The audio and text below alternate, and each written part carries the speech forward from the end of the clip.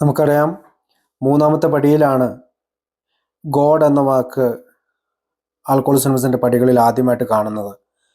അതായത് ഒന്നാം പടിയിലെത്തിയ ആൽക്കഹോളിസമിലെ ഒരംഗത്തിനെ മദ്യത്തിൻ്റെ പവർലെസ്നെസ്സിനെ കുറിച്ചും അൺമാനേജബിലിറ്റിയെക്കുറിച്ചും പറഞ്ഞ്, അല്ലെങ്കിൽ ശക്തിഹീനതയെക്കുറിച്ചും ശക്തിരാഹിത്യത്തെക്കുറിച്ചും അനിയന്ത്രിതമായ ജീവിതാവസ്ഥയെക്കുറിച്ചൊക്കെ പറഞ്ഞ് ഒരു power greater than our selves, നമ്മളെക്കാൾ ഒരു വലിയ ശക്തിയുടെ ആവശ്യം നമ്മുടെ സാനിറ്റി പുനർക്രമീകരിക്കാൻ ആവശ്യമുണ്ടെന്നുള്ളൊരു വിശ്വാസത്തിലേക്ക് നടത്തിയതിന് ശേഷം ആൽക്കഹോളിക്സ് അനോണിമസ് പറയുന്ന ഒരു വാക്കാണ് God as we understood him. അപ്പോൾ ഗോഡ് ഒരു പക്ഷേ ഒരു സ്കേറി അല്ലെങ്കിൽ ഭയപ്പെടുത്തുന്ന ഒരു വാക്കാണ്. സമർത്ഥനായ ബിൽഡബ്ല്യു അല്ലെങ്കിൽ നമ്മുടെ സഹസ്ഥാപകൻ ഒന്നാമത്തെയും രണ്ടാമത്തെയും പടിയിൽ പറയാതെ മൂന്നാമത്തെ പടിയിൽ ദൈവത്തെക്കുറിച്ച് പറയുന്നത് നമുക്കറിയാം. രണ്ടാമത്തെ പടിയിൽ നമ്മൾക്ക് ചെറിയൊരു വിശ്വാസത്തിലേക്ക് നയിക്കുന്ന ഒരാശയം തരികയാണ്. അതായത് നമ്മളെക്കാൾ വലിയ ഒരു ശക്തിയിൽ നമ്മൾ വിശ്വസിച്ച് തുടങ്ങണമെന്ന്. കാരണം ഒന്നാം പടിയിൽ എത്തുന്ന ഒരു അംഗത്തെ പോലെയല്ല അദ്ദേഹം രണ്ടാം പടിയിലേക്ക് കിടക്കുമ്പോൾ. അയാൾക്ക് മാനസികമായ ചില മാറ്റങ്ങൾ സംഭവിക്കുന്നുണ്ട്. അപ്പോൾ പവർലെസ്നെസ്സും അൺമാനേജബിലിറ്റിയും മനസ്സിലാക്കിയ ഒരാൾ തീർച്ചയായും ഈ പവർ ഗ്രേറ്റർ ദാൻ അവർ സെൽസിനെ കുറിച്ച് മനസ്സിലാക്കുകയും മൂന്നാമത്തെ പടിയിലെത്തുമ്പോൾ അദ്ദേഹത്തിന് ദൈവത്തെക്കുറിച്ചുള്ള ഒരു ധാരണ, അയാളുടെ തന്നെ ഒരു ധാരണ ഇതിനകം വന്ന് കഴിഞ്ഞിരിക്കും. ആൽക്കഹോളിക്സ് അനോണിമസിൻ്റെ ഒരു മനോഹാരിത എന്ന് പറയുന്നത്, ഒരംഗം മറ്റൊരംഗത്തോട് തൻ്റെ ദൈവത്തെക്കുറിച്ച് അമിതമായിട്ട് സംസാരിക്കാറില്ല. അല്ലെങ്കിൽ ഷിബു എന്ന് പറയുന്ന ഞാൻ വിശ്വസിക്കുന്ന ഒരു ഉന്നത ശക്തിയെക്കുറിച്ച് മറ്റൊരാളോട് അമിതമായി സംസാരിക്കുകയും എൻ്റെ വിശ്വാസത്തിലേക്കോ അല്ലെങ്കിൽ എൻ്റെ ദൈവത്തിലേക്കോ അവൻ വരണമെന്ന് ആഗ്രഹിക്കുകയോ ചെയ്യുന്നില്ല എന്നുള്ളതാണ് ആൽക്കഹോളിക്സ് അനോണിമസിൻ്റെ ഏറ്റവും വലിയ ബ്യൂട്ടി അല്ലെങ്കിൽ മനോഹാരിത. ഇങ്ങനെ ദൈവത്തിൻ്റെ നമ്മുടെ ഇച്ഛയും ജീവിതവും അല്ലെങ്കിൽ നമ്മുടെ ആഗ്രഹങ്ങളും നമ്മുടെ ജീവിതവും ദൈവത്തിൻ്റെ കയ്യിലേക്ക് വിട്ടുകൊടുക്കണമെന്ന് തീരുമാനിക്കുന്നത് നമ്മളൊരു പുരോഹിതനാവുകയോ അല്ലെങ്കിൽ ഏതെങ്കിലും ഒരു ബുദ്ധമതക്കാരെ പോലെയൊക്കെ വസ്ത്രങ്ങൾ അണിഞ്ഞ് നടക്കുകയോ ഒന്നോ അങ്ങനെയുള്ള അർത്ഥത്തിലല്ല. ഇതിന് turn our will and life എന്ന് പറയുന്നത് നമ്മുടെ ജീവിതം ദൈവത്തിന് വിട്ടുകൊടുക്കുകയല്ല, അങ്ങനെ തന്നെ എടുത്ത് അദ്ദേഹത്തിന് വിട്ടുകൊടുക്കുകയല്ല. ആദ്യത്തെ പടിയിൽ എനിക്ക് മദ്യത്തെ കൈകാര്യം ചെയ്യാൻ കഴിയില്ല എന്ന് പഠിച്ച എനിക്ക് രണ്ടാമത്തെ പടിയിൽ ഒരു ഉന്നത ശക്തിക്ക് അതിന് കഴിയുമെന്ന് ഞാൻ പഠിക്കുകയാണ്. അപ്പോഴാണ് മൂന്നാമത്തെ പടിയിൽ ഞാൻ അവനെ അനുവദിക്കുകയാണ്. എൻ്റെ ചിച്ചയും എൻ്റെ ജീവിതവും ദൈവമേ അങ്ങേപോലെ അങ്ങ് ആഗ്രഹിക്കുന്നത് പോലെ തിരിച്ചുവിടാനായിട്ട് ഞാൻ ആഗ്രഹിക്കുകയാണ്. അതാണ് മൂന്നാം പടിയിൽ ചെയ്യുന്നത്. ആദ്യത്തെ പടിയിൽ എനിക്ക് കഴിയില്ലെന്ന് മനസ്സിലാക്കി, രണ്ടാമത്തെ പടിയിൽ ഒരു ശക്തിക്ക് കഴിയുമെന്ന് മനസ്സിലാക്കി, മൂന്നാമത്തെ പടിയിൽ ആ ശക്തിയെ എൻ്റെ ജീവിതത്തിലെയും എൻ്റെ ആഗ്രഹത്തെയും സ്വാധീനിക്കാനായിട്ട് ഞാൻ അനുവദിക്കുകയാണ്. അവിടെ തീരുമാനിച്ചു എന്നുള്ള വാക്കുണ്ട്, ഡിസിഷൻ. നമുക്കറിയാം, എൻ്റെ വഴിയിലൂടെ അല്ലെങ്കിൽ ഷിബു എന്ന് പറയുന്ന എൻ്റെ ചിന്താഗതികളിലൂടെ ഞാൻ നടന്നാൽ ഞാൻ വീണ്ടും കുടിക്കും, അല്ലെങ്കിൽ ഞാൻ എൻ്റെ പഴയ സ്വഭാവശീലങ്ങളിലേക്കൊക്കെ തിരിച്ചു പോകും. അവിടെ നിന്ന് ഒരു തീരുമാനമെടുക്കുകയാണ്, എൻ്റെ വഴിയല്ല ദൈവത്തിൻ്റെ അല്ലെങ്കിൽ ഞാൻ വിശ്വസിക്കുന്ന പവർ ഗ്രേറ്റർ ദാൻ മൈസെൽഫ് എന്ന് പറയുന്ന ഉന്നത ശക്തിയിലേക്ക് ഞാൻ എൻ്റെ ജീവിതവും ആഗ്രഹവും തിരിച്ചുവിടാനായിട്ട് ശ്രമിക്കുകയാണ്. അങ്ങനെ മദ്യത്തിൽ നിന്ന് മാത്രമല്ല എല്ലാ സ്വഭാവ വൈകല്യങ്ങളിൽ നിന്നും രക്ഷ നേടാൻ എനിക്ക് സാധിക്കുമെന്ന് ഞാൻ ഈ പടിയിൽ തീരുമാനിക്കുകയാണ്. അപ്പോൾ 12 പടികളിൽ എങ്ങനെ ജീവിക്കണമെന്ന് കൃത്യമായി ആൽക്കഹോളിക്സ് അനോണിമസ് വിവരിച്ചിട്ടുണ്ട്. ഒന്നാമത്തെ പടി മുതൽ ജീവിതം അനിയന്ത്രിതമായി പോയി എന്ന് പവർലെസ്നെസ്സിനെ കുറിച്ച് പറയുന്നത് മുതൽ 12 പടികൾ വരെയുള്ള ഓരോ പടിയിലും ഇനിയുള്ള എൻ്റെ ജീവിതം എങ്ങനെയായിരിക്കണമെന്ന് കൃത്യമായി സ്റ്റേറ്റ്മെൻറ്റ് രൂപത്തിൽ പറഞ്ഞിട്ടുണ്ട്. അത് അനുസരിക്കുമ്പോൾ എൻ്റെ പഴയ ജീവിതം മാറി പുതിയൊരു ജീവിതത്തിലേക്ക് നടന്നു നീങ്ങാനായിട്ട് എനിക്ക് കഴിയും. അല്ലെങ്കിൽ ദൈവം എനിക്ക് കുടിക്കാതിരിക്കുവാനുള്ള ശക്തി തരും. കാരണം മദ്യം എന്ന കെമിക്കലിന് ഡിപ്പെൻഡൻ്റ് ആയിരുന്നു എൻ്റെ ജീവിതം. മദ്യത്തിനെ പൂർണ്ണമായും ആശ്രയിച്ചു കൊണ്ടിരുന്ന എൻ്റെ ജീവിതത്തെ ദൈവം എന്ന് പറയുന്ന ആൽക്കഹോളിക്സ് അനോണമസിലെ ഉയർന്ന ശക്തിയിൽ വിശ്വസിക്കുകയും എൻ്റെ ഡിപ്പെൻഡൻസ് അദ്ദേഹത്തിൻ്റെ ശക്തിയിലേക്ക് വിട്ടുകൊടുക്കാൻ അല്ലെങ്കിൽ തിരിച്ചുവിടാനായിട്ട് ഞാൻ തീരുമാനിക്കുകയാണ് ചെയ്യുക. ഒരു പരിശീലനം ഇതിനാവശ്യമുണ്ട്. നിരന്തരമായിട്ടുള്ള അല്ലെങ്കിൽ 10 വർഷം 20 വർഷമൊക്കെ ഉള്ള മദ്യപാനത്തിന് ശേഷം ആൽക്കഹോളിക്സ് അനോണമസിൽ കടന്നു വന്ന ഒരാളോട് ദൈവത്തിലേക്ക് നിന്റെ ഇച്ഛയും ജീവിതവും വിടണമെന്ന് പറയുമ്പോൾ ഒറ്റ രാത്രി കൊണ്ട് സംഭവിക്കുന്ന കാര്യമല്ല. റെഗുലർ ആയിട്ടുള്ള ഒരു എക്സർസൈസ് പരിശീലനം ഞാൻ ചെയ്യുന്നതിലൂടെ എൻ്റെ ജീവിതത്തിലേക്ക് കടന്നു വരാൻ സാധ്യതയുള്ളതാണ്. അപ്പോൾ ഞാൻ കുറച്ചു മുമ്പ് പറഞ്ഞു 95% ഇത് നമ്മുടെ ജീവിതത്തിൽ പ്രവർത്തിക്കുന്നതാണ്. അപ്പോൾ വിശ്വാസം വർദ്ധിപ്പിക്കുന്നതിനുള്ള അല്ലെങ്കിൽ നമ്മുടെ ഒരു സ്പിരിച്വാലിറ്റി, ആത്മീയതയിലേക്കുള്ള വിശ്വാസം വർദ്ധിപ്പിക്കുന്നതിനുള്ള പ്രവർത്തനമാണ് നമ്മുടെ വാക്കിലും പ്രവൃത്തിയിലും ശ്രമങ്ങളിലും എല്ലാം ഉണ്ടാകേണ്ടത്. ദൈവം തന്ന ആ ശക്തിയെ ഞാൻ ഉപയോഗിക്കണം. ഇപ്പോൾ ലെറ്റ് ഗോഡ് എന്നൊക്കെ പറഞ്ഞുകൊണ്ട് ദൈവം എൻ്റെ ഉള്ളിലേക്ക് വന്നങ്ങ് പ്രവർത്തിക്കട്ടെ എന്ന് വിചാരിച്ചിരിക്കുന്ന ഒരാൾക്ക് ഡ്രങ്കായിട്ട് അല്ലെങ്കിൽ കുടിച്ചുകൊണ്ട് തന്നെ മരിക്കേണ്ടി വരും. അതേസമയം ദൈവം തന്ന ആ ശക്തി അതിനെ പരിപോഷിപ്പിച്ചുകൊണ്ട് കൂടുതൽ ശക്തി ആർജിക്കുന്നതിലേക്കായി അദ്ദേഹത്തിനെ അനുവദിച്ചുകൊണ്ട് നമുക്ക് മുന്നേറിയാൽ ഈ മദ്യാസക്തിയിൽ നിന്ന് മോചിതരാകുക മാത്രമല്ല നമ്മളുടെ എല്ലാ സ്വഭാവ വൈകല്യങ്ങളിൽ നിന്നും മോചിതരാകുവാൻ ആൽക്കഹോളിക്സ് അനോണമസിലെ 3-ാം പടി നമ്മളെ സഹായിക്കും. അപ്പോൾ ആൽക്കഹോളിക്സ് അനോണമസിൽ ഒരംഗം എന്ന രീതിയിൽ ഞാൻ ചിന്തിക്കേണ്ടത് ദൈവത്തിന് എന്നെക്കുറിച്ച് എന്താണ് പ്ലാൻ, അല്ലെങ്കിൽ ഞാൻ എന്താണ് എൻ്റെ ജീവിതത്തിൽ ദൈവത്തിനായിട്ട് അല്ലെങ്കിൽ ദൈവത്തിൻ്റെ ഇച്ഛയ്ക്കനുസരിച്ച് ജീവിക്കാൻ വേണ്ടി ചെയ്യേണ്ടത് എന്നുള്ളതാണ്.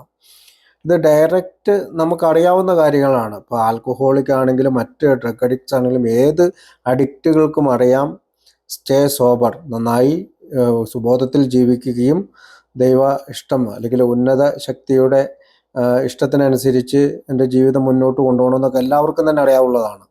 ഒത്തിരി ഡീറ്റെയിൽസ് ആയിട്ടുള്ള കാര്യങ്ങളിലേക്ക് പോകണമെന്നില്ല. ദൈവം എന്താണ് ഇന്ന് എന്നെക്കുറിച്ച് ചിന്തിക്കുന്നത്, അല്ലെങ്കിൽ എന്താണ് ഞാൻ ചെയ്യേണ്ടത്, അങ്ങനെ എന്നതിനേക്കാൾ ഉപരിയായി ഞാൻ ഇന്ന് ചെയ്യുന്ന പ്രവൃത്തികളിൽ ഈശ്വരേച്ഛ കാണാൻ അല്ലെങ്കിൽ ദൈവത്തിൻ്റെ ഒരു ഇഷ്ടം കാണാനായിട്ട് ഞാൻ ശ്രമിക്കണം. അതിനുള്ള കഴിവുകൾ നമുക്ക് ഈ പടികൾ ചെയ്യുന്തോറും നമുക്ക് നമ്മുടെ ജീവിതത്തിൽ ഉണ്ടാകും. നമുക്കറിയാം, നമ്മളൊരു കാറ് ഡ്രൈവ് ചെയ്യുകയാണെങ്കിൽ നമ്മളാണ് കാറ് ഡ്രൈവ് ചെയ്യുന്നത്. നമ്മൾ ഇപ്പോൾ ഇവിടെയൊക്കെ ലെഫ്റ്റ് സൈഡ് ഡ്രൈവിംഗ് ആണ്.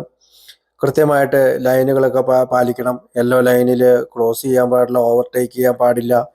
അല്ലെങ്കിൽ ഓരോ റോഡുകളിലും 80 കിലോമീറ്ററിനോ 50 കിലോമീറ്ററിനോ മാക്സിമം എത്രമാത്രം സ്പീഡിലാണ് ഓടിക്കേണ്ടത് എന്ന് കൃത്യമായിട്ട് ബോർഡുകളെല്ലാം വെച്ചിട്ടുണ്ട്. അപ്പോൾ ആ ഡയറക്ഷൻ പറയുന്നുണ്ട്.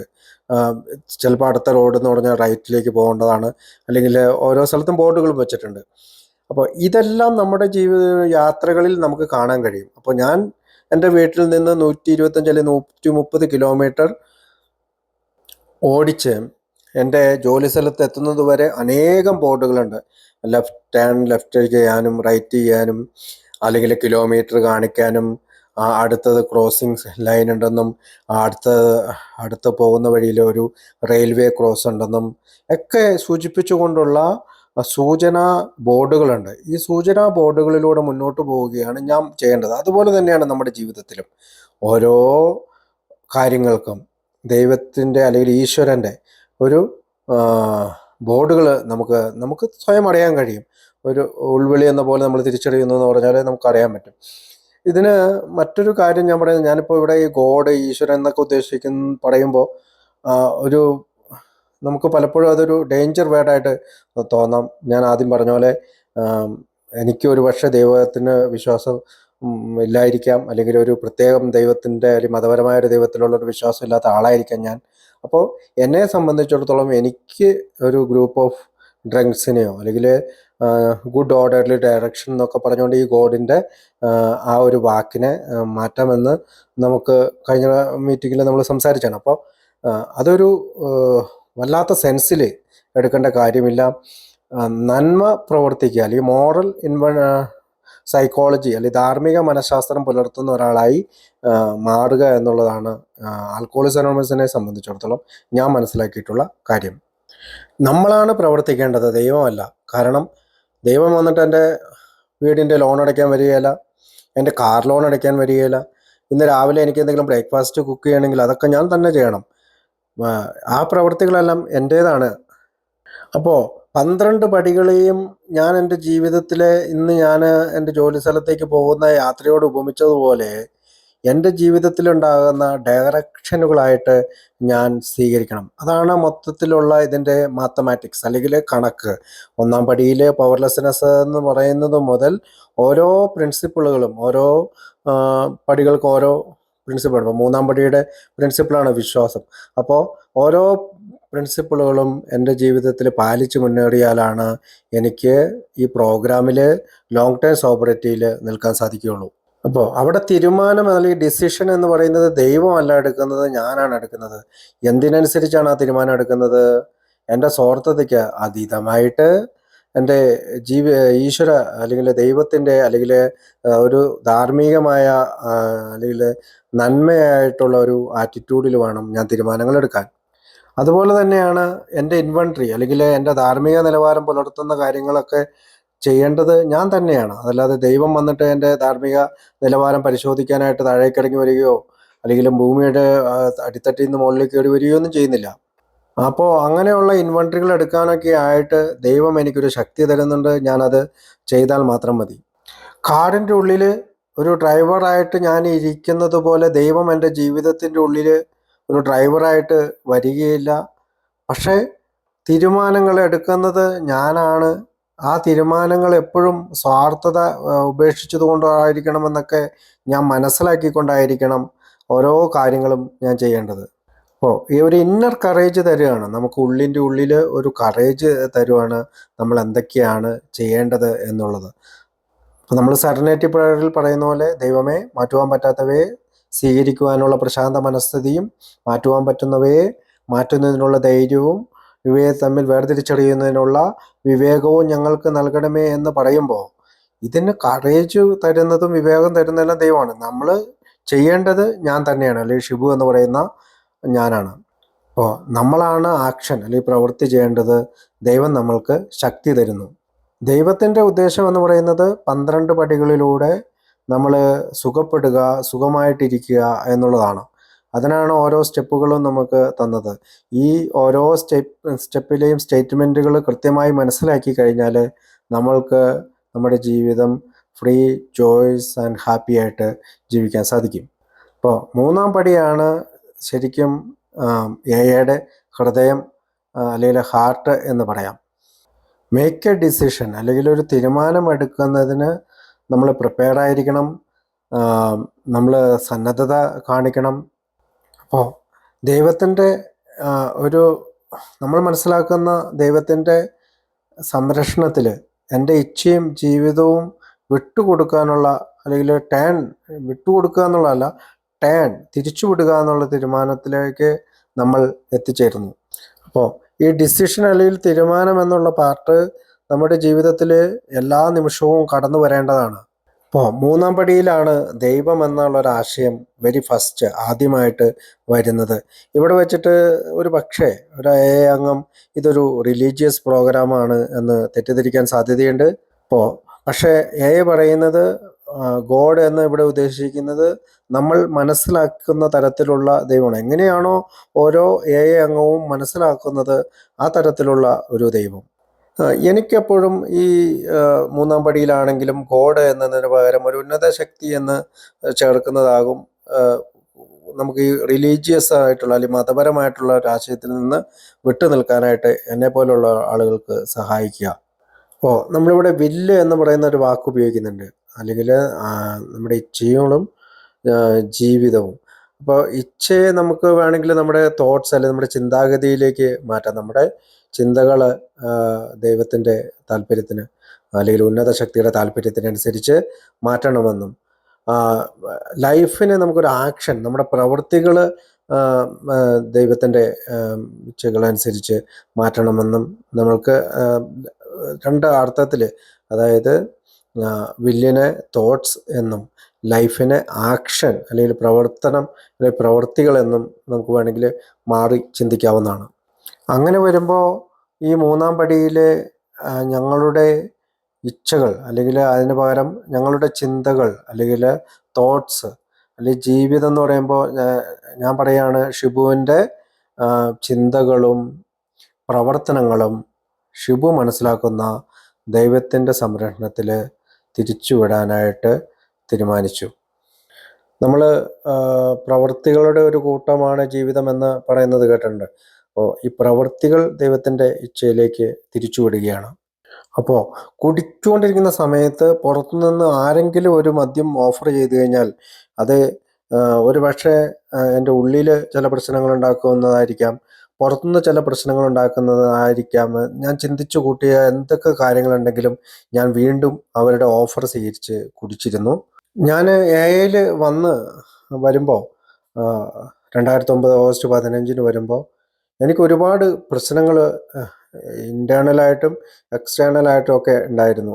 കാരണം എൻ്റെ ശരീരത്തിൻ്റെ ഘടന മാറിയിരുന്നു. എനിക്ക് ജീവിതത്തിൽ വീട്ടിലൊക്കെ ആണെങ്കിലും ഒരുപാട് പ്രശ്നങ്ങളായിരുന്നു. സാമ്പത്തികമായിട്ട് ഒരുപാട് പ്രശ്നങ്ങളുണ്ടായിരുന്നു. ആരോഗ്യപരമായിട്ട് പ്രശ്നങ്ങളുണ്ടായിരുന്നു. സാമൂഹികപരമായിട്ട് എനിക്ക് കുറേ പ്രശ്നങ്ങളുണ്ടായിരുന്നു.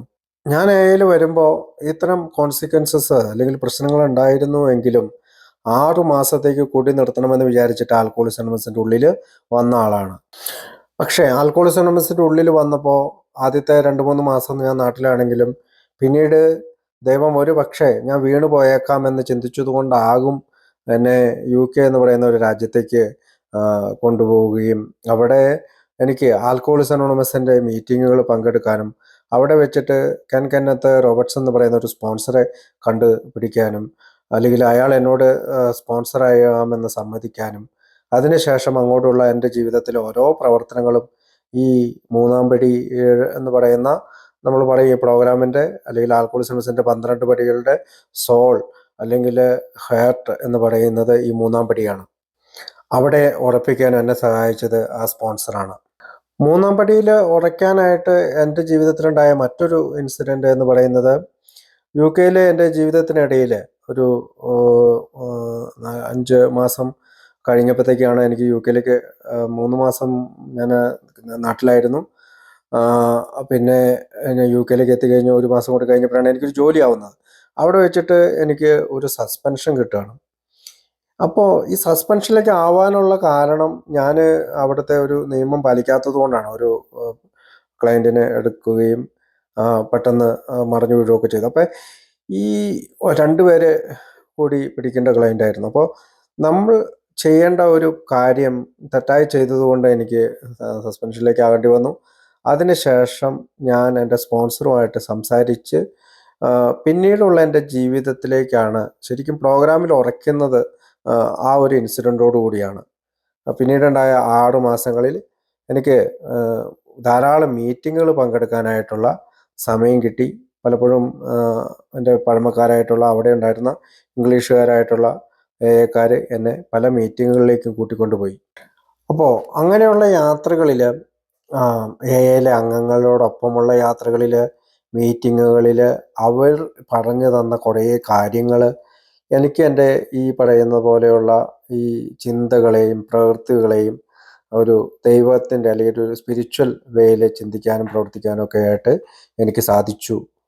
ഒരു പക്ഷേ ഈ മൂന്നാം പടിയിൽ നമ്മൾ ഈ പറയുന്ന പോലെ തീരുമാനിക്കുക, ജീവിതം അല്ലെങ്കിൽ ഇച്ഛ എന്ന് പറയുന്ന കാര്യങ്ങൾ, care of God as we understood him എന്ന് പറയുന്ന കാര്യങ്ങൾ, അല്ലെങ്കിൽ നമ്മൾ മനസ്സിലാക്കുന്ന ദൈവത്തിൻ്റെ സംരക്ഷണത്തിലേക്ക് അല്ലെങ്കിൽ നമ്മുടെ ഇച്ഛകളും ആഗ്രഹങ്ങളും ഒക്കെ തിരിച്ചു വിട്ടു എന്ന് പറയുന്ന കാര്യങ്ങൾ ഒറ്റയടിക്ക് ഇല്ലെങ്കിലും ഇതൊരു ജേർണിയാണ്, ഒരു യാത്രയാണ്. യാത്രകളിൽ നമ്മൾക്കിത് നമ്മുടെ തലയിലേക്ക് കുറച്ച് രജിസ്റ്റർ ആകും.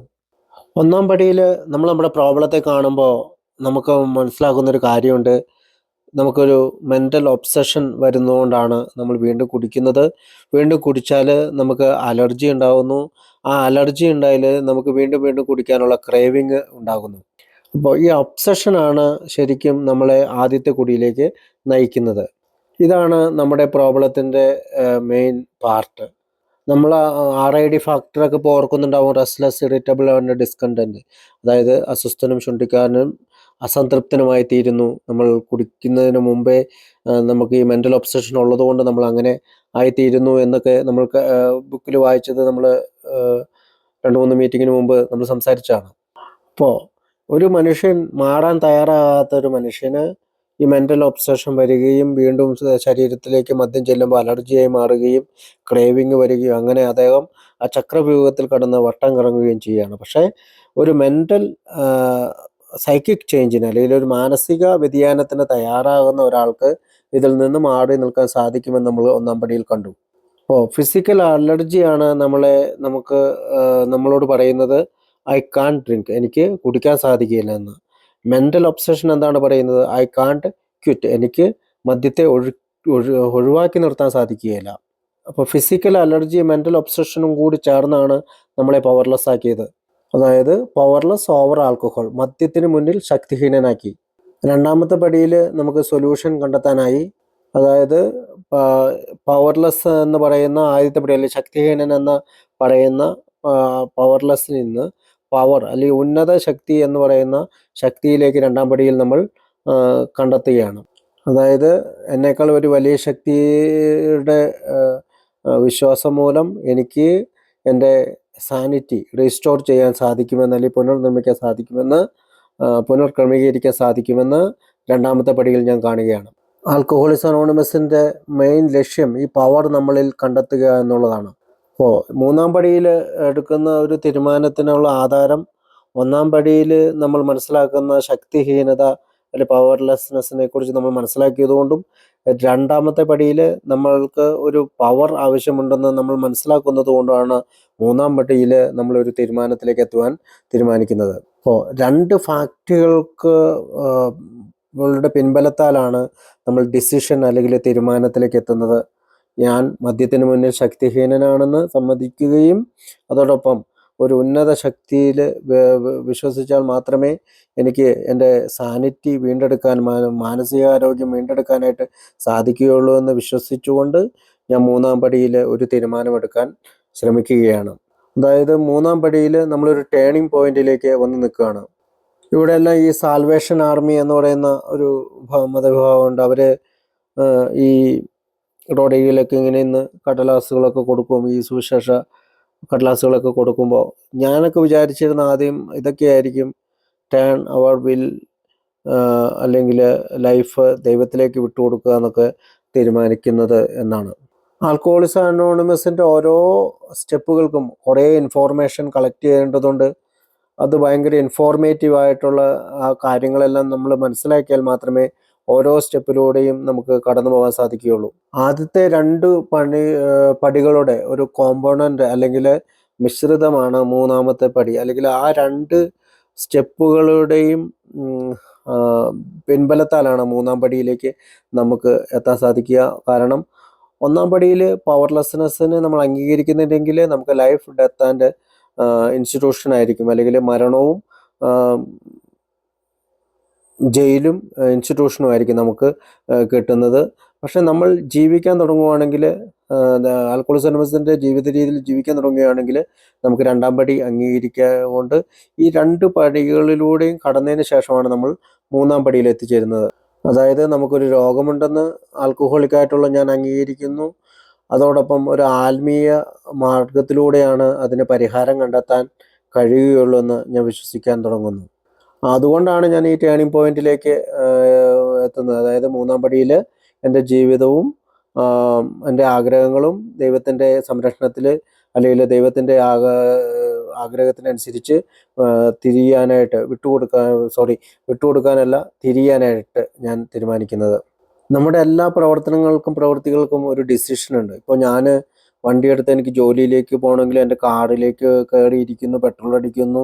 ഇതെല്ലാം തീരുമാനങ്ങൾ എടുത്തുകൊണ്ടാണ് മുന്നോട്ട് പോയിക്കൊണ്ടിരിക്കുന്നത്. അപ്പോൾ നമ്മുടെ ജീവിതം ഫുൾ ഓഫ് ഡിസിഷൻ, തീരുമാനങ്ങളുടെ ഒരു കൂട്ടമാണെന്നും പ്രവൃത്തികളുടെ ഒരു കൂട്ടമാണ്. ഓരോ പ്രവൃത്തികളും തീരുമാനങ്ങളുടെ പിൻബലത്താൽ ഉണ്ടാകുന്നതാണ് ഓരോ പ്രവൃത്തികളും. ഇപ്പം ഞാൻ പരാജയപ്പെടുന്നുണ്ടെങ്കിലും അതിൻ്റെ പിന്നിൽ ഒരു ഡിസിഷൻ ഉണ്ട്, ഞാൻ വിജയിക്കുന്നുണ്ടെങ്കിലും ഒരു ഡിസിഷൻ ഉണ്ട്. അല്ലെങ്കിൽ ഞാൻ മദ്യപിക്കാൻ പോകുമ്പോഴും അതിനകത്ത് ഞാൻ ചില തീരുമാനങ്ങൾ എടുക്കണം. അപ്പം തീരുമാനങ്ങൾ നമ്മുടെ ജീവിതവുമായിട്ട് ബന്ധപ്പെട്ടിരിക്കുന്ന ഒരു കാര്യമാണ്. അതിപ്പോൾ നമ്മളൊരു കൃഷിക്കാരനാണെങ്കിലും ഒരു ഡോക്ടറാണെങ്കിലും ഒരു നേഴ്സാണെങ്കിലും ഒരു ഇലക്ട്രീഷ്യനാണെങ്കിലും ഒരു ശാസ്ത്രജ്ഞനാണെങ്കിലും എല്ലാം അവർ ചില തീരുമാനങ്ങളിലൂടെയാണ് പല കാര്യങ്ങളും ചെയ്യുന്നത്. അവരുടെ ജീവിതത്തിൽ വിജയങ്ങൾ വരുത്തുന്നത് ആ തീരുമാനങ്ങൾ എടുക്കുമ്പോഴാണ്.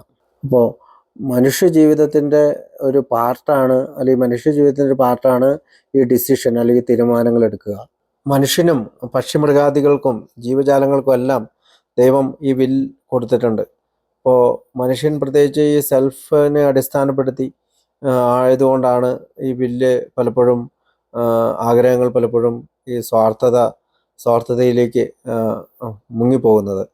നമുക്കറിയാം, പക്ഷികളൊക്കെ ഇവിടുന്ന് ഈ കാനഡയിൽ നിന്ന് ഈ വിൻ്റർ സമയത്ത് 6000 മൈലുകൾക്കപ്പുറം പറന്നു പോകുന്നതും തിരിച്ച് ഇവിടെ സമ്മറാകുമ്പോൾ തിരിച്ചു വരുന്നതൊക്കെ കണ്ടിട്ടുണ്ട്. അപ്പോൾ മനുഷ്യനെ പോലെ തന്നെ ഈ ലോകത്തുള്ള പല ജീവജാലങ്ങൾക്കും അത് ഒരു വിൽ ഉണ്ട് അവരുടെ ഇതിൽ. അപ്പോൾ മനുഷ്യനെ സംബന്ധിച്ചിടത്തോളം മനുഷ്യൻ കൂടുതൽ സ്വാർത്ഥനായതുകൊണ്ടാണ്, പ്രത്യേകിച്ച് ആൽക്കഹോളിക് ആയിട്ടുള്ള ഒരാൾ കൂടുതൽ സ്വാർത്ഥതയിൽ ഊന്നി ജീവിക്കുന്നത് കൊണ്ടാണ് പലപ്പോഴും പ്രശ്നങ്ങൾ കടന്നു വന്നിട്ടുള്ളത്. ഇപ്പോൾ ആ പക്ഷികളെ പറ്റി ചിന്തിക്കുകയാണെങ്കിൽ, ഇപ്പോൾ 10-50 പക്ഷികളൊക്കെ ഒന്നിച്ച് ഇങ്ങനെ ഒരു അത് ശരിക്കും പറഞ്ഞാൽ വി ഷേപ്പിലാണ് പോവുക. അപ്പോൾ ആ വി ഷേപ്പിൽ ഇങ്ങനെ പറന്നു പോകുന്ന ആ പക്ഷികളെ പോലെ മനുഷ്യന്മാർ പറന്നു പോകാൻ സാധ്യത. മനുഷ്യന്മാർ അങ്ങനെ ഒരു പറന്നു പോകാന്നല്ല, അങ്ങനെ ഒരു ആശയത്തിലേക്ക് മനുഷ്യന്മാരെത്തുകയാണെങ്കിൽ മനുഷ്യന്മാർക്ക് ഓരോരുത്തർക്കും അവരുടേതായ വില്ലുണ്ടാവും, അവരുടേതായ അഭിപ്രായങ്ങളുണ്ടാവും, അവരുടേതായ പല ഈ ഇന്ന സ്ഥലത്തേക്ക് പോകണ്ട, ഇപ്പോൾ സൗത്ത് അമേരിക്കയിലേക്കാണ് പോകണമെങ്കിൽ വേണ്ട അങ്ങോട്ടേക്ക് പോകണ്ട, നോർത്തിലേക്ക് പോകാം എന്നുള്ള പല പല അഭിപ്രായങ്ങൾ കാണും. കാരണം നമ്മളെല്ലാം മനുഷ്യന്മാരാണ്. മനുഷ്യന്മാർ സ്വാർത്ഥതയിൽ ബേസ് ചെയ്തിട്ടുള്ള ആളുകളാണ്. പ്രത്യേകിച്ച് അഡിക്റ്റ് ആയിട്ടുള്ള ഒരാൾ അല്ലെങ്കിൽ ആൽക്കഹോളിക് ആയിട്ടുള്ള ആൾ തീർച്ചയായും അദ്ദേഹത്തിൻ്റെ ജീവിതം തന്നെ സ്വാർത്ഥതയാൽ ബന്ധിതമാണ്. അപ്പോൾ സെൽഫ് ഡയറക്റ്റീവ് പേഴ്സൺ, ദൈവം നയിക്കുന്ന ലോകത്ത് സെൽഫ് ഡയറക്റ്റീവായിട്ടുള്ള അല്ലെങ്കിൽ സ്വാർത്ഥതയിൽ നിയന്ത്രിക്കുന്ന ഒരു മനുഷ്യനായിട്ട് അഡിക്റ്റ് ആയിട്ടുള്ള ആളുകൾ മാറിപ്പോകുന്നു. പഴമക്കാർ തമാശയായിട്ട് പറയാറുണ്ട്, ലോകത്ത് മുഴുവനും തെറ്റും ശരിയുമുണ്ട്, പക്ഷെ ആൽക്കഹോളിക് ആയിട്ടുള്ള നമുക്ക് ഞാൻ എന്ത് ചെയ്യണമെന്ന് പറയുന്ന ഒരു കാര്യം കൂടിയുണ്ട്. അങ്ങനെ 3 കാര്യങ്ങളിലാണ് ഒരു ആൽക്കഹോളിക്ക് ചിന്തിക്കുന്നത്. അപ്പോൾ തെറ്റ് ചെയ്യാതിരിക്കുക, ശരി ചെയ്യുക എന്നുള്ള ഒരു നോർമൽ മനുഷ്യൻ്റെ അവസ്ഥയല്ല, ഞാൻ എന്ത് ചെയ്യണം എന്നുള്ളൊരു അവസ്ഥയിലൂടെയാണ് ഒരു ആൽക്കഹോളിക്ക് കടന്നു പോകുന്നത്.